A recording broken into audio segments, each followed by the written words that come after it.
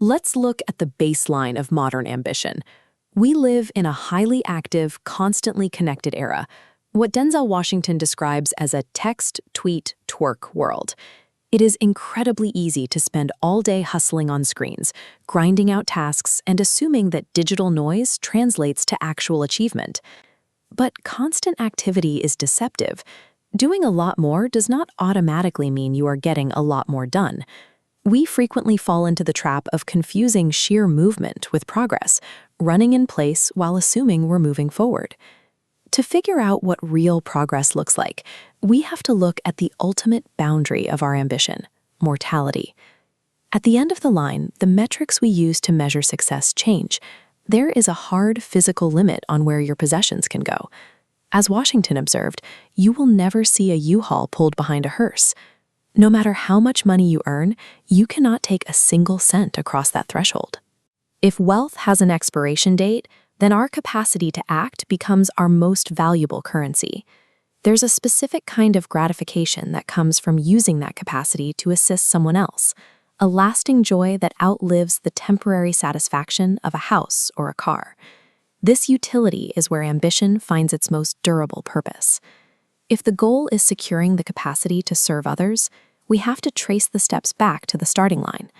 Raw ambition isn't enough to get us there on its own, and relying purely on passion is a high-risk strategy. Having expansive dreams is a necessary starting point, but dreams that lack structured targets are ultimately useless.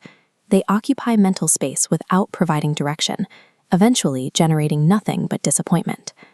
The mechanical solution is to break that massive dream into a rigid architecture.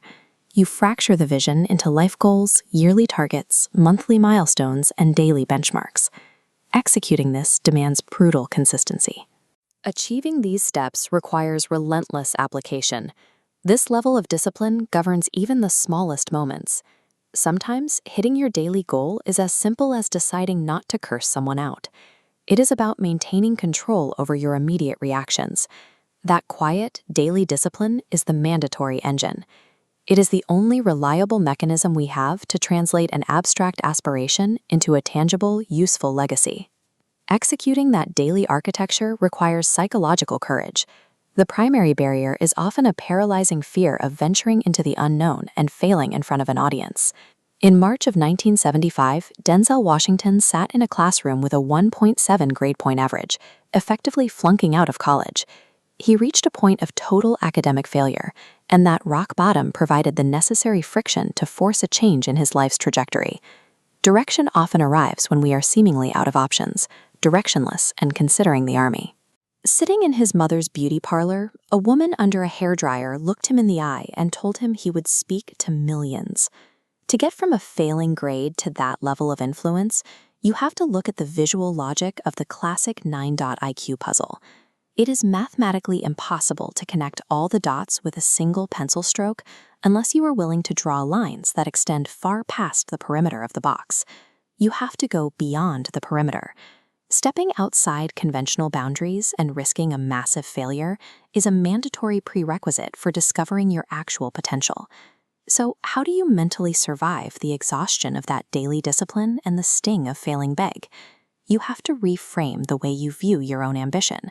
That persistent itch, the deep desire you have to grow and to help others, is not a random thought.